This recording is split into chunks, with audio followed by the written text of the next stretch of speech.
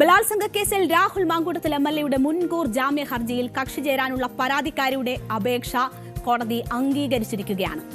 2 ആഴ്ചയ്ക്കുള്ളിൽ മറുപടി സത്യവാങ്മൂലം നൽകാൻ കോടതി അതിജീവിതയോട് നിർദ്ദേശിച്ചിട്ടുണ്ട്.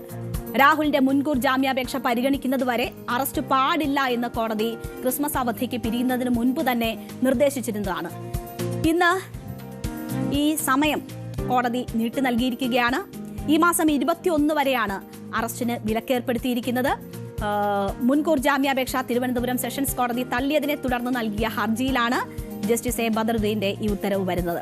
പരസ്പര സമ്മതത്തോടെയുള്ള ലൈംഗിക ബന്ധം മാത്രമാണ് നടന്നിരിക്കുന്നതെന്നും ഗർഭഛിദ്രത്തിൽ തനിക്ക് പങ്കില്ല എന്നുമാണ് രാഹുൽ മാങ്കൂട്ടത്തിൽ ഈ ഹർജിയിൽ ചൂണ്ടിക്കാട്ടിയിട്ടുള്ളത്. അതേസമയം തന്നെ ബലാത്സംഗം ചെയ്യുകയും ഗർഭഛിദ്രം നടത്താൻ നിർബന്ധിക്കുകയും ചെയ്തു എന്നതാണ് അതിജീവിതയുടെ പരാതി.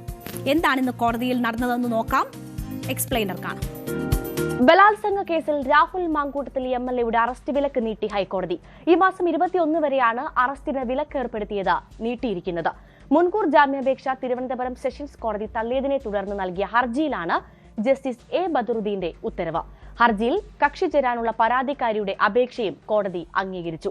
2 ആഴ്ചയ്ക്കുള്ളിൽ മറുപടി സത്യവാങ്മൂലം നൽകാനും കോടതി അതിജീവിതയോട് നിർദ്ദേശിച്ചിട്ടുണ്ട്. രാഹുലിന്റെ മുൻകൂർ ജാമ്യാപേക്ഷ പരിഗണിക്കുന്നതുവരെ അറസ്റ്റ് പാടില്ലെന്ന് കോടതി ക്രിസ്മസ് അവധിക്ക് പിരിയുന്നതിന് മുൻപ് തന്നെ നിർദ്ദേശിച്ചിരുന്നു. ഇത് നീട്ടുകയാണ് ഇന്ന് ചെയ്തിരിക്കുന്നത്.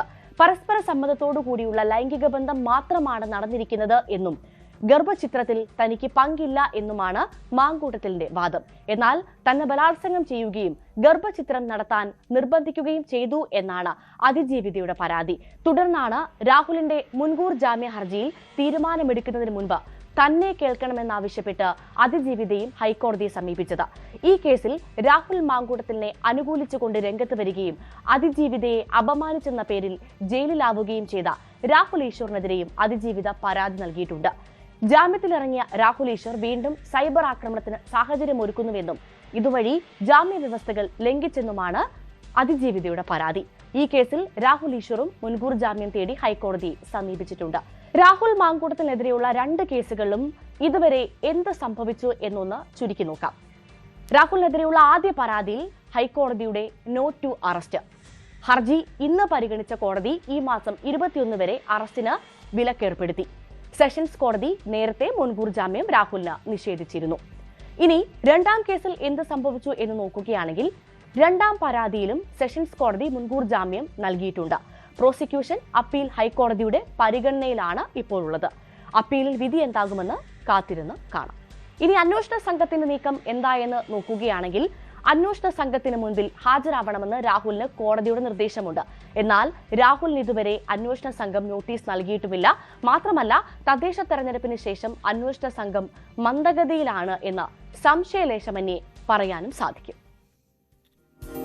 എന്തായാലും കുടുംബ പ്രശ്നം പരിഹരിക്കാനെന്ന് പറഞ്ഞ് ഇടപെട്ട ജനപ്രതിനിധി എന്താണ് തന്നോടും കുടുംബത്തോടും ചെയ്തതെന്ന് ഈ പെൺകുട്ടിയുടെ ഭർത്താവ് തന്നെ വ്യക്തമാക്കിയിട്ടുണ്ട്.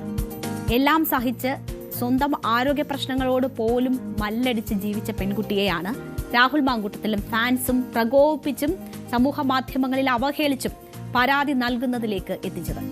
ഇപ്പോഴും തുടരുന്ന വേട്ടയാടൽ നീതി തേടി ഏതറ്റം വരെയും പോകാൻ അവളെ പ്രാപ്തയാക്കിയിരിക്കുന്നു എന്ന് വേണം മനസ്സിലാക്കാൻ.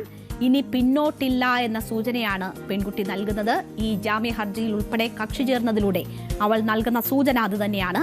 അതിജീവിതമാരെ അവഹേളിച്ച് പിന്തിരിപ്പിക്കാമെന്ന് കരുതുന്ന എല്ലാ ക്രിമിനലുകൾക്കും മുന്നറിയിപ്പാകട്ടെ പെൺകുട്ടിയുടെ ഈ പോരാട്ടം എന്ന് നമുക്ക് ആശിക്കാം. കോടതിയിൽ നിന്ന് ആ പെൺകുട്ടിക്ക് നീതി കിട്ടട്ടെ എന്നും നമുക്ക് ആശിക്കാം, കാത്തിരിക്കാം. കൂടുതൽ വാർത്തകൾക്ക് News 18 Keralam YouTube channel subscribe ചെയ്യുക.